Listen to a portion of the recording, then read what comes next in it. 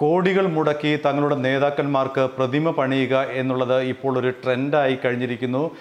വല്ലഭായ് പട്ടേലിൻ്റെ പ്രതിമ ഏതാണ്ട് 3000-ലധികം കോടി രൂപയ്ക്കാണ് നരേന്ദ്രമോദി ഗുജറാത്തിൽ പണിതത്. മായാവതിയാകട്ടെ അവരുടെ ഭരണകാലത്ത് നിരവധി പാർക്കുകൾ തന്നെ അല്ലെങ്കിൽ പ്രതിമകൾ തന്നെ, ആനകളുടെ പ്രതിമകൾ തന്നെ കെട്ടിപ്പൊക്കി. അങ്ങനെ നാട്ടുകാർക്ക് യാതൊരു പ്രയോജനവുമില്ലാത്ത ഇത്തരം പ്രതിമകൾ കെട്ടിപ്പൊക്കുക എന്നുള്ളത് വലിയൊരു ഫാഷനായി തന്നെ മാറിയിരിക്കുന്നു. ഇത്തരമൊരു ട്രെൻഡ് കേരളത്തിലേക്കും വന്നുകൊണ്ടിരിക്കുകയാണ്. CPIM-നെ സംബന്ധിച്ച് ഇത്തരമൊരു പ്രതിമാ നിർമ്മാണം ഇപ്പോൾ വിവാദമായിരിക്കുന്നു. കഴിഞ്ഞ ദിവസം AKGയുടെ പ്രതിമ നിർമ്മിക്കാനായി 10 കോടി രൂപയാണ് അനുവദിച്ചത്. അതിന് പിന്നാലെ KPP നമ്പ്യാരുടെ സ്മാരകത്തിനായി 2 കോടി രൂപ അനുവദിച്ചുകൊണ്ട് വ്യവസായ വകുപ്പ് ഉത്തരവിട്ടിരിക്കുകയാണ്.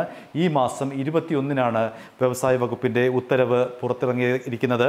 കെൽട്രോൺ സ്ഥാപക ചെയർമാനും മാനേജിംഗ് ഡയറക്ടറുമായിരുന്ന KPP നമ്പ്യാർക്ക് സ്മാരകം നിർമ്മിക്കാനാണിപ്പോൾ 2 കോടി രൂപ അനുവദിച്ചിരുന്നത്.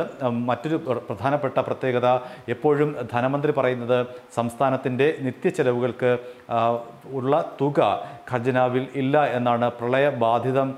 പ്രളയം കഴിഞ്ഞ ഒരു സ്റ്റേറ്റാണ് കേരളം. അതുകൊണ്ട് തന്നെ നിരവധി സാമ്പത്തിക പ്രതിസന്ധിയിലൂടെയാണ് കേരളം കടന്നു പോകുന്നത്. അതിനിടയിലാണ് ഇങ്ങനെ 2 ആൾക്കാർക്ക്, അതായത് AKGക്ക് 10 കോടി രൂപ, ഒപ്പം KPP നമ്പ്യാർക്ക് 2 കോടി രൂപ, അങ്ങനെ 12 കോടി രൂപ പ്രതിമ സ്ഥാപിക്കാനായി സംസ്ഥാന സർക്കാർ നൽകിയിരിക്കുന്നത്. ഇത് വലിയ വിമർശനങ്ങൾക്ക് വഴിതെളിച്ചിരിക്കുകയാണ്. എന്തിനാണ് ഇത്രയും തുക, പ്രത്യേകിച്ചും ഇത്തരമൊരു സാമ്പത്തിക പ്രതിസന്ധി നേരിടുന്ന ഈ ഘട്ടത്തിൽ ഇത്രയും തുക അനുവദിച്ചിരിക്കുന്നത് എന്നാണ് ഇതിനെ വിമർശിക്കുന്നവരുടെ പ്രധാനപ്പെട്ട ചോദ്യം. ഏതായാലും സംസ്ഥാന സർക്കാർ ഇക്കാര്യത്തിൽ ഒരു മറുപടിയോ അല്ലെങ്കിൽ ഇത്തരം വിമർശനങ്ങൾക്ക് മറുപടി പറഞ്ഞിട്ടില്ല.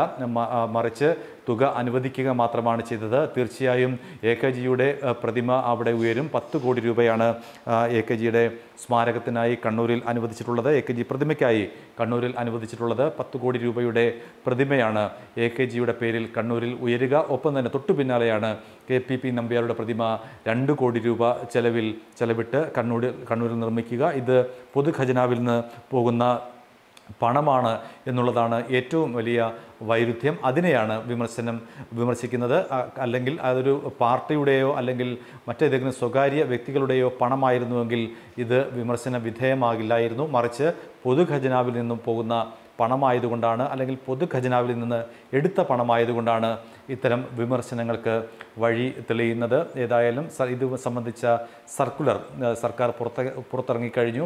21-ാം തീയതിയാണ് KPP നമ്പ്യാരുടെ പ്രതിമയ്ക്കായുള്ള 2 കോടി രൂപ അനുവദിച്ചുകൊണ്ട് വ്യവസായ വകുപ്പ് സർക്കുലർ പുറപ്പെടുവിച്ചത്. ഇവിടെ ഏറ്റവും ശ്രദ്ധേയമായ കാര്യം, ആദ്യം സൂചിപ്പിച്ചതുപോലെ സംസ്ഥാനം വലിയ സാമ്പത്തിക പ്രതിസന്ധിയിലൂടെ കടന്നു പോകുമ്പോഴാണ് ഇത്തരം പ്രതിമകൾ നിർമ്മിക്കുന്നത് എന്നുള്ളതാണ് വൈരുദ്ധ്യം.